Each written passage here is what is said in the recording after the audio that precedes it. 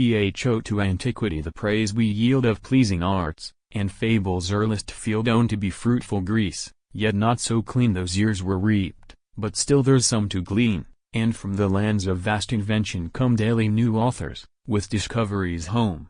This curious piece, which I shall now impart, fell from Malherbe, a master in his art, to Racon, filled with like poetic fire, both tuneful servants of Apollo's choir, rivals and heirs to the Horatian lyre, who meeting him, one day, free and alone, for still their thoughts were to each other known, thus asked his aid some useful counsel give, thou who, by living long, hast learned to live, whose observation nothing can escape, tell me, how I my course of life shall shape, to something I vowed fix ere it be too late. You know my birth, my talents, my estate, shall I with these content, all search resign, and to the country my desires confine?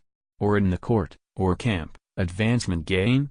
The world's a mixture of delight and pain, though rough it seems, there's pleasure in the wars, and Hymen's joys are not without their cares.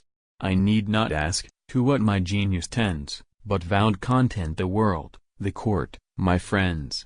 Please all the world, in haste, Malherbe replies. How vain attempt will prove in him, that tries. Learn from a fable, I have somewhere found, before I answer all that you propound.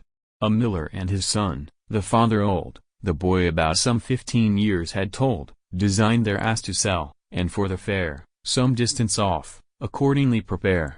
But lest she in the walk should lose her flesh, and not appear, for sale, so full and fresh, her feet together tied, between them two they heaved her up, and on the rustics go, till those, who met them bearing thus the ass, cried, are these fools about to act a farce? Surely the beast, howe'er it seemed to be, is not the greatest ass of all the three.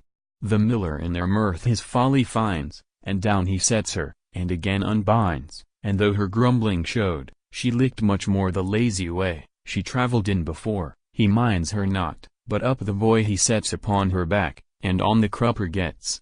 Thus on they jog, when of three men that passed, the eldest thinking age to be discracked, called to the youth, Ho! You, young man, for shame come down, lest passengers your manners blame, and say, it ill becomes your tender years to ride before a grandsire with grey hairs. Truly, the gentlemen are in the right, the miller cries, and makes the boy alight, then forward slides himself into his place, and with a mind content renews his pace, but much he had not gained upon his way, before a troop of damsels, neat and gay, partial to youth, to one another cried, see, how with walking by the dotard's side, the boy is tiered, whilst with a prelate's state he rides alone, and dangling in the seat, hangs like a calf thrown up, across the beast. The miller, thinking to have spoiled that jest, replied, he was too old for veal to pass, but after more on him, and on his ass, he stands convinced, and takes his son again to ride at ease himself, still next the main. Yet ere he'd 30 paces borne the lad, the next they met, cried, are these fellows mad? Have they no pity thus to o'erload the jade? Sure, at the fair, they for her skin may trade. See, how's she spent, and sinks beneath their strokes.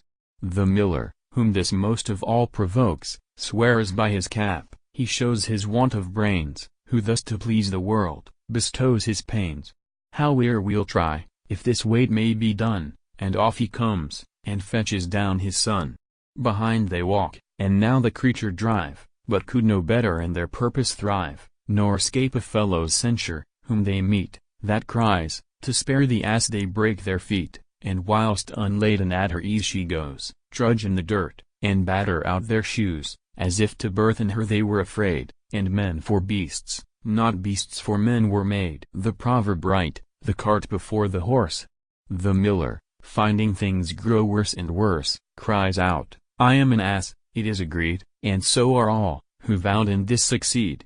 Hereafter, though reproof or praise I find, I'll neither heed, but follow my own mind, take my own counsel, how my beasts to sell.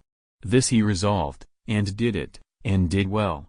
For you, sir, follow love, the court, the war, obtain the crozier, or the city's fur, live single all your days, or take a wife, trust me, a censure waits each state of life.